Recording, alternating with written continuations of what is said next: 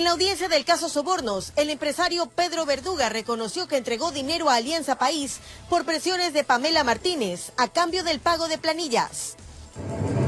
CNE modificó calendario electoral. Las elecciones presidenciales se realizarán el 7 de febrero del 2021. Con un plantón de pago puntual de sus pensiones. Alerta padres de familia. En Guayaquil se registró el primer caso de un adolescente herido por el reto viral conocido como rompecráneos. El estudiante está hospitalizado.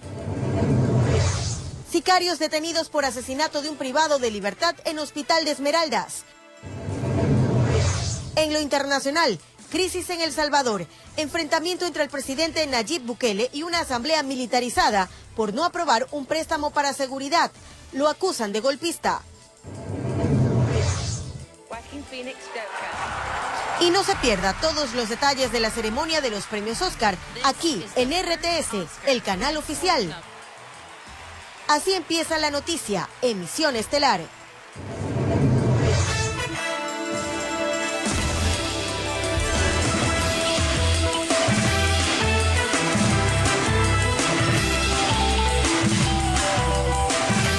Queridos televidentes, buenas noches y bienvenidos a esta nueva semana de labores. Iniciamos con la más completa información.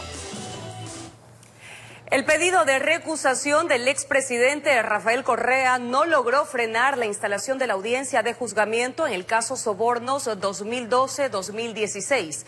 En su primer día se revelan nuevas acusaciones.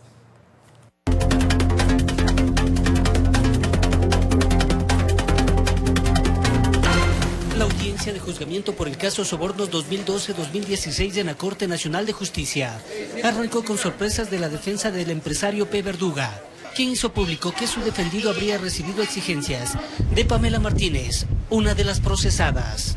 Quien le indicaba que habían contratos de los cuales ya habían ejecutado la obra y no habían tenido el pago respectivo. Entonces, por este tipo de contratos, Pamela Martínez presionaba a mi cliente para que él hiciera los aportes y poder tener los respectivos convenios de pago. Y no solo eso, de alguna forma se le habría pedido mentir sobre un contrato. El señor Verduga en su testimonio referirá y narrará el hecho de quién de los procesados está ubicándole a él para que dé por cierto un hecho falso, que es un contrato de prestación de servicios por unas facturas que obran en el expediente. Con esa novedad y los alegatos de apertura de la Fiscalía y Procuraduría se desarrolló el primer día de audiencia, donde la fiscal general del Estado, Diana Salazar, ratificó que se instauró una estructura delincuencial integrada por varios funcionarios públicos y que la lideraba el expresidente Rafael Correa. A cambio de aportes económicos para campañas del correísmo, se otorgaba obras en el sector público a empresas privadas, por lo que se habría movido más de $1 millón en efectivo y más de 6 millones en cruce de facturas. Los abogados de los representantes de las empresas sostienen que en su caso no se podría hablar de cohecho. Que el tipo penal con el cual se acusa a los privados, entre ellos a mi defendido, no es el que determina el artículo 286 del anterior Código Penal. Se debió haber acusado, de ser el caso, por el artículo 290. Por lo tanto, al no existir el tipo por el cual se acusa, falta uno de los elementos del delito, que son acción, tipicidad, antijuridicidad y culpabilidad. Diligencia legal que se instaló en medio de un pedido de recusación del lado de Correa, con lo que aparentemente se pretendía dilatar el juzgamiento de Sobornos. Si ejercer el derecho que me corresponde es dilatar la audiencia, bueno, cada quien juzga por lo que es. Personalmente voy a seguir ejerciendo todos los derechos que me atienden y que me corresponden. Informó Héctor Romero.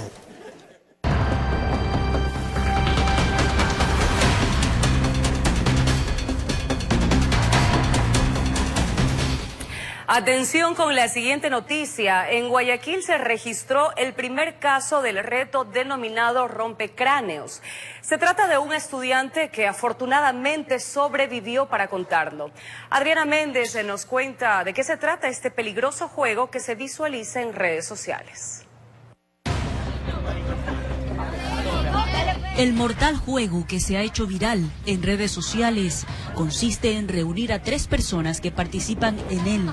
La de en medio da un salto y en ese momento los otros 2, parados en los extremos, empujan sus pies, lo que hace que caiga hacia atrás, golpeándose bruscamente la cabeza.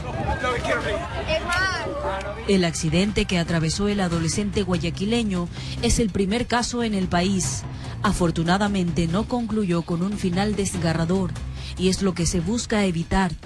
Él recibió atención, aparentemente no hubo más daño que un golpe. Los síntomas que pueden presentar, un mareo, vómitos, pueden presentar convulsiones incluso. Mientras más tardíos son los síntomas, probablemente más grave es el trauma. Para los expertos, los traumas que puede dejar este reto viral pueden llegar a ser leves, moderados o severos, con secuelas quizás irreparables, como sangrados o hinchazón del cerebro, que podrían incluso ocasionar la muerte. No es que lo golpeé poco o muy duro o muy suave, puede generarle complicaciones, ya sea que pueden incluso costarle la vida. Para Jessica Rodríguez, psicóloga clínica, parte de la naturaleza del adolescente es no medir el riesgo a sus actividades. Sin embargo, el amor a sí mismo le hará retroceder cuando esté a punto de participar de eventos que perjudiquen su vida o integridad. ¿De verdad creíste que lo iba a hacer? Cuídate, ámate, respeta a tus compañeros. El dueño de ti mismo eres tú. O sea, nadie más puede imponer ni obligarte a hacer algo que tú no quieras. El daño emocional que podría provocar sería muy fuerte, ya que en primer lugar es un bullying. El daño psicológico, conociendo que estos videos se viralizan con facilidad, podría ocasionar aislamiento y rechazo a la interacción social, miedo o sumisión, entre otros sentimientos. En algunos de los casos, dependiendo del adolescente, podría provocar reacciones adversas, como el querer irse, el querer vengarse, el provocar un daño a otro compañero, porque fue producto de una burla. Y más aún que este tipo de juegos son viralizados. Informó Adriana Méndez. Un privado de la libertad fue asesinado en una casa de salud en Esmeraldas. El PPL había sido hospitalizado tras ser herido en la cárcel. Cuando se recuperaba de la cirugía fue acribillado por sicarios, quienes ingresaron a la casa asistencial luego de burlar la seguridad. Veamos. Al parecer el encargo no fue para que quede vivo. Alex Fernando Lugo Saltos fue sorprendido en la cama del hospital Delfina Torres Concha cuando se recuperaba de una cirugía. En esta ocasión los sicarios le propinaron 9 disparos que acabaron con su vida. Según información policial, el gatillero utilizó una pistola con silenciador y burlaron el control de la casa de salud, el uno vestido como policía y el otro con mandil que utilizan los médicos y enfermeros. Se activa el operativo policial para ubicar a los mencionados sospechosos y se procede a realizar un barrido en el sector aledaño a la casa de salud. Los presuntos sicarios al policía que custodiaba al fallecido le quitaron su arma de dotación.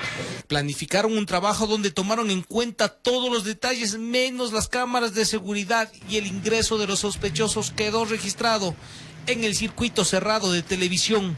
Al verificar los videos de la casa de salud, presentan las mismas características y vestimenta que llevaban los sospechosos del evento. Lugo Saltos horas atrás fue baleado por otro interno en el Centro de Privación de Libertad de Esmeraldas. El PPL recibió 2 disparos a los que logró sobrevivir, pero alguien no estuvo de acuerdo con su suerte o pagó para que terminen con su vida. La persona privada de libertad causante de los disparos fue puesta a órdenes de la autoridad competente. La policía se movilizó por toda la zona. Algunos indicios fueron apareciendo. Así llegaron a una vivienda donde encontraron a los 2 sospechosos. El operativo permitió el decomiso de 3 armas de fuego, entre ellas la que utilizaron para acabar con la vida de Lugo Saltos, quien pagaba una pena por asesinato. El mandil y el uniforme policial, la gorra, el pantalón. O sea, el arma de dotación del policía que fue robada también está recuperada. Sí, está recuperada. Los detenidos tienen antecedentes y todo respondería a una disputa de poder y territorio entre bandas delictivas que buscan ganar espacio y respeto al interior de los centros carcelarios. En Quito informó Iván Casamín. La policía antinarcóticos decomisó más de 3 toneladas de cocaína que estaban ocultas en 4 contenedores en el puerto marítimo de Guayaquil. Uno de ellos ya estaba a bordo de un buque.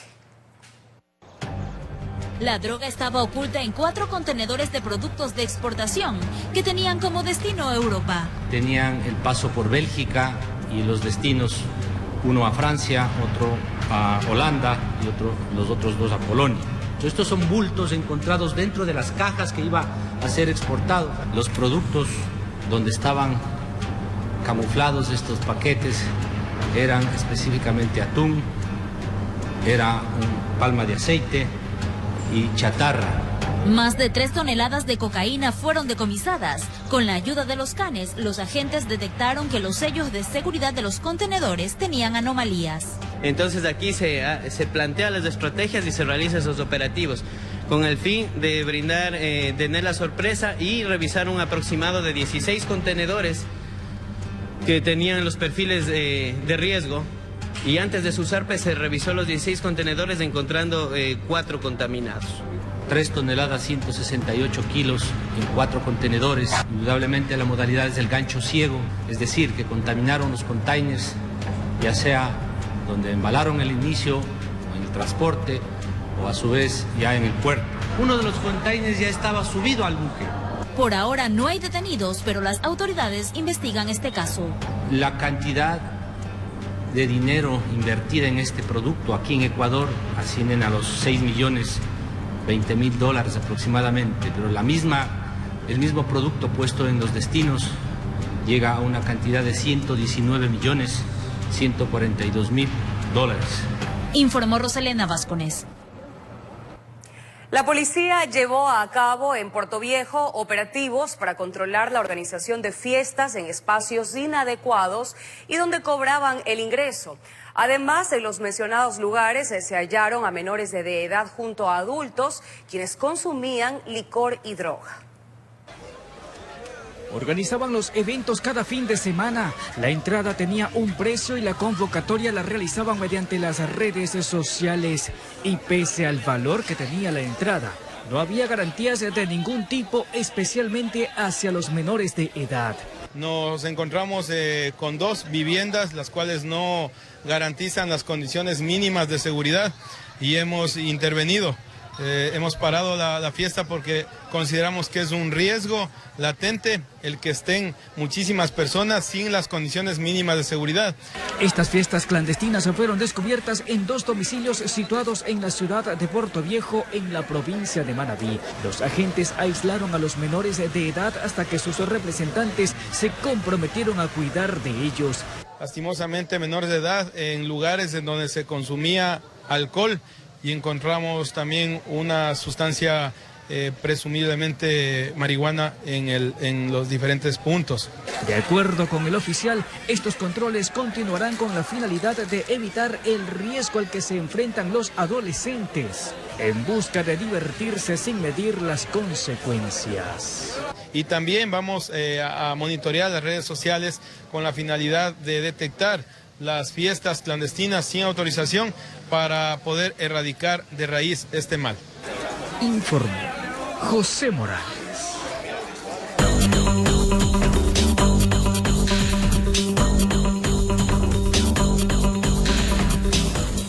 En Quito, jubilados del Instituto de Seguridad Social de las Fuerzas Armadas solicitaron al gobierno el pago puntual de sus pensiones.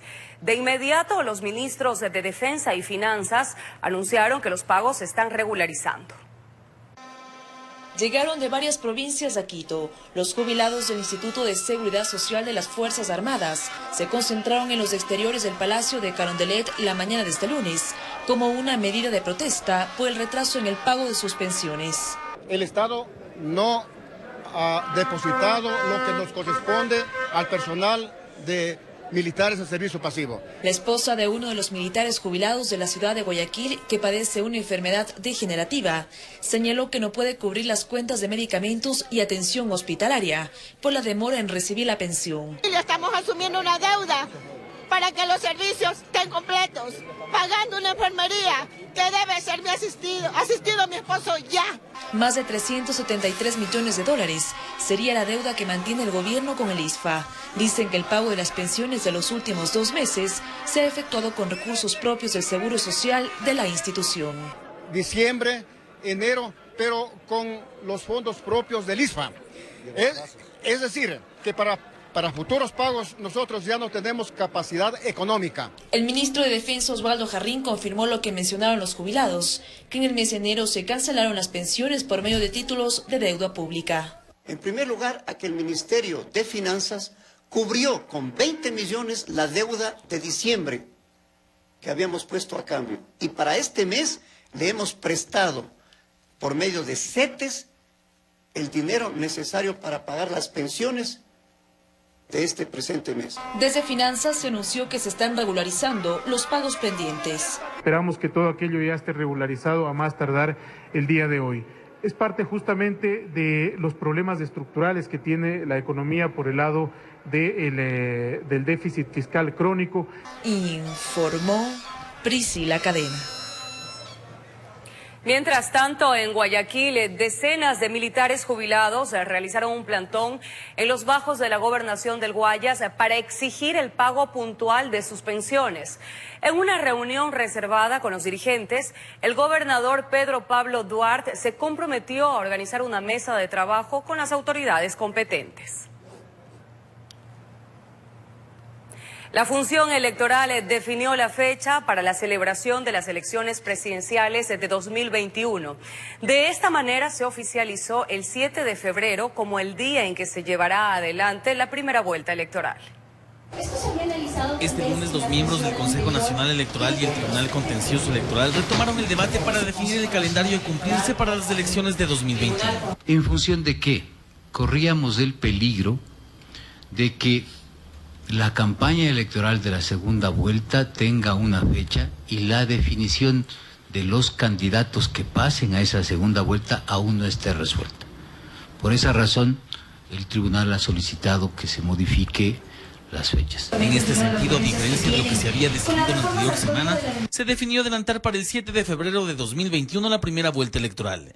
Y de existir una segunda vuelta, esta sería el 11 de abril. Ahora hemos dado esta fecha que realmente ya no se mueve. En los próximos días nosotros aprobaremos en sesión de pleno. En torno a los plazos para la adquisición de los equipos informáticos, Atamaín dijo que se tiene el tiempo en contra. Nosotros aspiramos que Finanzas no pase más allá de los primeros días de marzo para nosotros poder empezar con todos los procesos de contratación.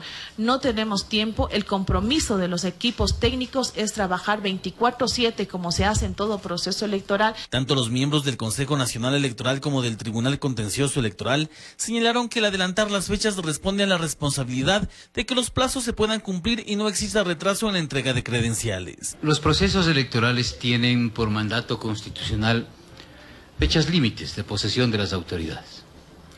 En el caso de la próxima elección, la fecha límite para la posesión del presidente de la República es única, es el 24 de mayo. Con ello también queda claro que la convocatoria de elecciones está prevista para el 17 de septiembre de este año, es decir, de 2020. Estas nuevas fechas, según confirmó la presidenta del Consejo Nacional Electoral, serán inamovibles. Informó Javier Rosero. Empleo, seguridad, educación y narcotráfico son los temas que se tratarán en la visita del presidente Lenín Moreno a Estados Unidos, donde se reunirá con su homólogo Donald Trump. Este miércoles el presidente de la República, Lenín Moreno, se reunirá con su par estadounidense Donald Trump. El mandatario estará acompañado por algunos ministros. El secretario de la presidencia, Juan Sebastián Roldán, informó que uno de los principales temas a tratar es el empleo. En este se abordarán los siguientes ejes. Primero, incluirnos en la iniciativa de América Crece, que es una iniciativa de los Estados Unidos para traer inversión a los países. Ya se ha firmado con algunos países latinoamericanos y nosotros queremos incluirnos en él. El segundo, el de incluir 4 productos específicos en el SGP, lo hemos hablado varias veces: el brócoli, las alcachofas, el atún en pouch y las flores. Sí, los 4 productos, además que tienen 3 de ellos mucha importancia en la serranía ecuatoriana. Y el cuarto, el tema de desarrollo y apoyo para el Internet rural. Algunas de estas iniciativas se enmarcarán en temas comerciales y en el cual Estados Unidos tiene una gran importancia. Los Estados Unidos es el socio principal del Ecuador. Entre 40 y 45% de las exportaciones ecuatorianas van a los Estados Unidos. Rumbo a Estados Unidos también parte una delegación de la Cámara de Comercio de Quito. Su interés fundamental es que se establezca un tratado comercial. Esto no es tan fácil. Las circunstancias han cambiado, los Estados Unidos de este rato tienen una política diversa de esto. Pero en todo caso, el ir a conversar, el buscar la preocupación, el intentar es algo que muy positivo para el país. Ecuador se ve en desventaja comercial con otros países por temas arancelarios. Tratar este asunto es de urgencia para la Cámara de Comercio. En los Estados Unidos deberíamos vender mucho más camarón. En los Estados Unidos deberíamos entrar de una manera más competitiva en flores, pero tenemos un arancel que me parece que es del 4%. En los Estados Unidos deberíamos vender más brócoli, pero tenemos un arancel que representa el 14%. Los otros temas a tratarse durante la visita a Estados Unidos son la educación, en donde se pretende fortalecer la docencia en inglés en el país. En temas de seguridad se busca capacitaciones sobre investigación criminal y policía migratoria. Y por último, los diálogos se centrarán en la lucha contra el narcotráfico, informó Valeria Navarro. 4 canes del GIR se jubilarán en los próximos días. Ellos prestaron sus servicios por casi una década en la búsqueda y rescate de personas vivas bajo estructuras colapsadas. Además, localizaron a 8 ciudadanos durante el terremoto de Manabí. Ellos son Rocky, Ares, Cobra y Vito. 4 perros del área canina del Grupo de Intervención y Rescate GIR, que luego de casi 9 años de servicio pondrán un alto a sus actividades. Al llegar a un límite de edad, pues van disminuyendo sus capacidades, tanto motrices como olfativas, que es lo importante en estos canes de trabajo de nuestra unidad. Luego de hacer una evaluación técnica y de su trabajo y de sus años de vida, obviamente ya se ha hecho un proceso interno para darles de baja. Los 4 vinieron desde Holanda a Ecuador cuando apenas tenían 1 año y desde allí han formado parte activa del GIR, ayudando en la búsqueda y rescate de personas bajo estructuras colapsadas. El terremoto de abril fue un claro ejemplo. Bueno, estos canes trabajaron noche y día, obviamente con sus lapsos de descanso, pero lo más importante que en el registro tenemos 8 personas que fueron encontradas bajo escombros. Vito, por ejemplo, pudo hallar a una persona sepultada en abril del 2016. Su entrenador, en medio de la nostalgia, nos cuenta. Detectó a una persona que lastimosamente hace unos minutos había dejado de dar signos vitales. Son entrenados para encontrar personas sepultadas vivas, pero el gran entusiasmo, lo que puso él, por lo menos pudimos encontrar el cadáver para entregarle a sus seres queridos para que le den una cristiana sepultura. Los canes durante casi una década se prepararon constantemente para servir a la comunidad y la hora de su jubilación ha llegado. Tristes que ya se tienen que ir, pero a su vez felices porque van a disfrutar ya de la vida, ya no vida policial, pero sí una vida civil. En los próximos días los 4 animalitos serán dados en adopción. Se despedirán de sus compañeros, pues ya no serán más parte de la institución ni de aquel trabajo diario que por años los unió, ya que su vida junto a una nueva familia tomará un nuevo rumbo. Informó Marilyn Jaramillo. Enseguida, con información de un celular robado, delincuentes casi realizan una transferencia bancaria de $7,000. Hay alarma entre los usuarios de la banca virtual.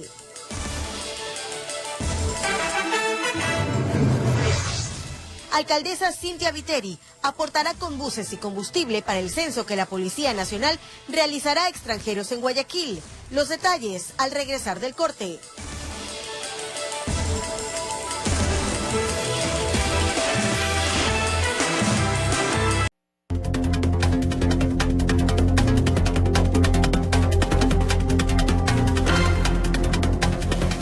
Gracias por continuar en nuestra sintonía.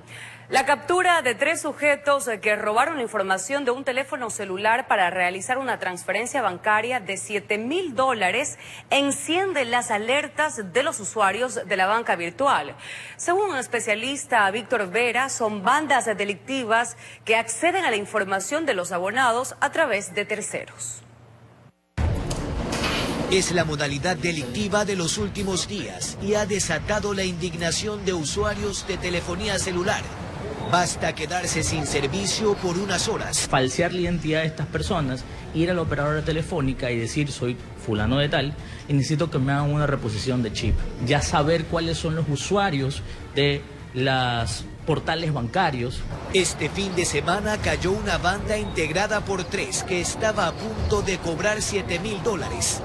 Para llegar a la información existe más de una fuente que podría ir. Personas alrededor, o en una fiesta, o en un comentario, o cuando hablamos de personas mayores, cuando vamos a un cyber a pedir que nos ayuden, les han falseado información, los han convencido de que entregue información mediante múltiples técnicas como ingeniería social, técnicas como phishing. Tras cualquier transacción efectuada en las aplicaciones de banca virtual, hay que evitar la sesión automática. E incluso llama la atención, porque recuerde usted que cuando hace una transferencia a su teléfono celular le llega una alerta de que se ha hecho una transferencia y le dan un tiempo para que ésta se realice y usted pueda rechazarla o aceptarla. En septiembre del año pasado, el gobierno denunció que la empresa ecuatoriana Nova Strat habría filtrado información sensible de 20 millones de ecuatorianos. Tras ello, presentó un proyecto de ley para la protección de datos. Yo me quedo sin servicio en este momento, ir a consultar mis movimientos bancarios. Segundo, acercarme directamente a la operadora telefónica a verificar o hacer un llamado a los números de call center y preguntar si han hecho una reposición de chip. Pese a todas las seguridades y autenticación, los datos no están 100% encriptados si son expuestos o compartidos, incluso con personas de suma confianza, informó Jorge Escobar. Varios sectores han resultado afectados producto de las últimas lluvias en el Cantón Ventanas, provincia de Los Ríos. Las enfermedades propias de la época también se ponen de manifiesto.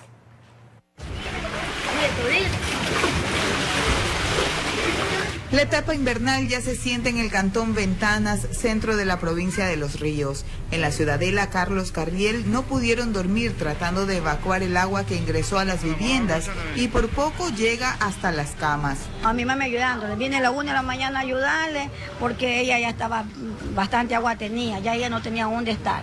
De ahí se amanecieron sentados en una silla. Hasta ahorita que estamos sacando agua.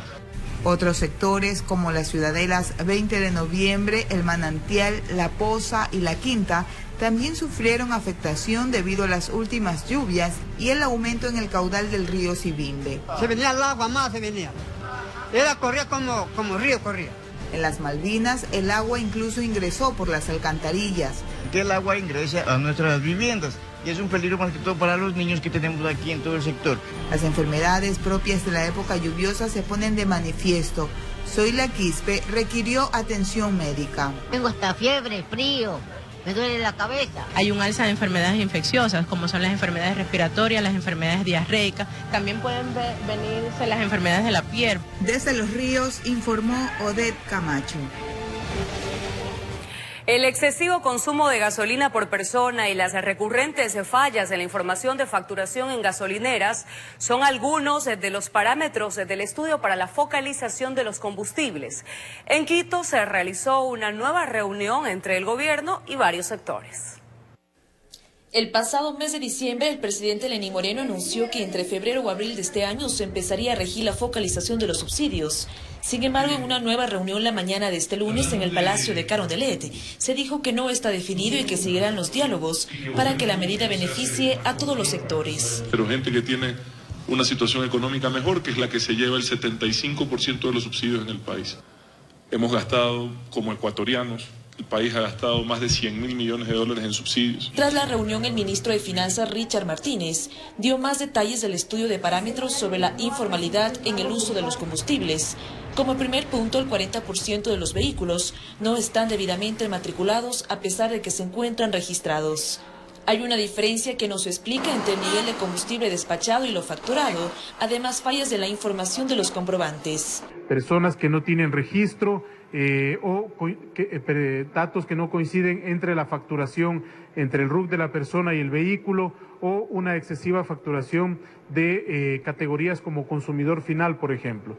Otro de los puntos es que el nivel medio de consumo de combustibles es elevado entre algunas personas, problema que se ha detectado en provincias fronterizas. Se consumen hasta 400, 500 galones al día. En el caso de la gasolina extra y Ecopaís estamos hablando de un promedio o de una mediana aproximada de cerca de 20 galones por persona. También los controles se intensificarán para evitar el escape de combustible. En el mes de enero hemos hecho 6.600 operativos. Tenemos distribuidoras clausuradas, tenemos personas detenidas. En la cita estuvieron presentes representantes del sector del transporte, artesanos, universitarios, entre otros. La CONAIE no asistió al evento. Algunos sectores deciden asistir a la reunión, otros deciden no asistir a la reunión, pero vamos a seguir invitándolos. Informó Priscila Cadena. El ministro de Defensa, Osvaldo Jarrín, desmintió versiones de medios colombianos que han señalado que tropas ecuatorianas violaron su territorio. Ecuador aclaró que el operativo se realizó en espacio nacional. Escuchemos. Que no hay equivocación alguna, que las coordenadas fueron verificadas y confirmadas por el Instituto Geográfico Militar y que el operativo sí se realizó en la línea de frontera, pero en territorio ecuatoriano. Así el ministro de Defensa aclaró publicaciones de redes sociales y medios colombianos que señalaban una eventual violación a su soberanía. No hay una sola opción de que se considere que es territorio colombiano. Es absolutamente territorio ecuatoriano. El operativo que permitió ubicar el sembrío de 2 hectáreas de hoja de coca, un laboratorio de procesamiento y una planta de cristalización se realizó el pasado 4 de febrero en el sector conocido como la Isla La Hormiga, en la provincia de Sucumbíos. Para el ministro Jarrín, las patrullas militares jamás pisaron territorio colombiano, que las instalaciones ilegales, así como el sembrío, estaban en suelo ecuatoriano. Todas estas actividades ilícitas buscan lugares recónditos para camufladamente querer operar. Esto no obedeció a ninguna denuncia. Esto es un trabajo de descubrimiento. Que los 4 detenidos, entre ellos un menor de edad que fue aislado, fueron capturados en territorio nacional, que en todo momento se les ha respetado sus derechos y el debido proceso. Se está queriendo pasar a la producción y el Ecuador, con sus Fuerzas Armadas, no lo permitirá. Además hablaron que en el lugar se confirmaron otras actividades ilegales como el robo de combustible entre diésel, gasolina y gasolina blanca, contrabando de químicos, así como uso de suelo para acciones irregulares. El operativo se realizó en el margen norte del río San Miguel y que nunca se violó soberanía colombiana. Y fue realizada para dar cumplimiento al control y vigilancia de los espacios terrestres y acuáticos. De esta forma desmintieron algunas versiones de los medios del país vecino, con quien reafirmaron tener una excelente relación. En Quito informó Iván Casamen. Ya estamos de regreso, amables televidentes, y presten mucha atención porque el municipio de Guayaquil aportará con buses y combustible para el censo que la Policía Nacional realizará a extranjeros en la urbe porteña. Así lo manifestó la alcaldesa Cintia Viteri durante la evaluación semanal del Plan Más Seguridad. Fue la primera reunión semanal del Plan Más Seguridad y la alcaldesa Cintia Viteri aquí mencionó que ya va tomando forma la veeduría que evaluará a jueces y fiscales que sean cuestionados por dejar libres a los delincuentes. Hemos ya tenido contacto con abogados que se harían cargo de las personas que en indefensión han sido víctimas de los delincuentes. En la mesa también se encontraba la fiscal provincial Yanina Villagómez, que reiteró que existen funcionarios de aquella institución que son investigados internamente y explicó los pasos que siguen hasta llegar al Consejo de la Judicatura. Cuando un ciudadano no está de acuerdo con una actuación fiscal, va al Departamento de Control Jurídico. La respuesta va a la dirección en Quito de verificarse que el fiscal no ha actuado bien, va directamente al Consejo de la Judicatura. En el tema de los controles migratorios para extranjeros, la burgomaestra dio detalles de una conversación que mantuvo con la ministra de Gobierno, María Paula Romo, sobre el trabajo que van a realizar en la ciudad, que va a empezar por un censo. El municipio va a poner 2 buses, la gasolina, para que el personal de la policía pueda trasladarse, creo que 2 semanas y 15 días, en toda la ciudad para poder levantar un censo de las personas extranjeras que vivan aquí en Guayaquil, que tienen hasta el momento 22.000 personas inscritas, que creen que hay muchísimas más. Y en cuanto a su pedido de disparar a los policías en caso que personas se encuentren en peligro frente a un delincuente, la alcaldesa fue más específica en su requerimiento a los uniformados. A su lado estuvo el subcomandante de la zona 8. Tienen que disparar 1000 veces la víctima.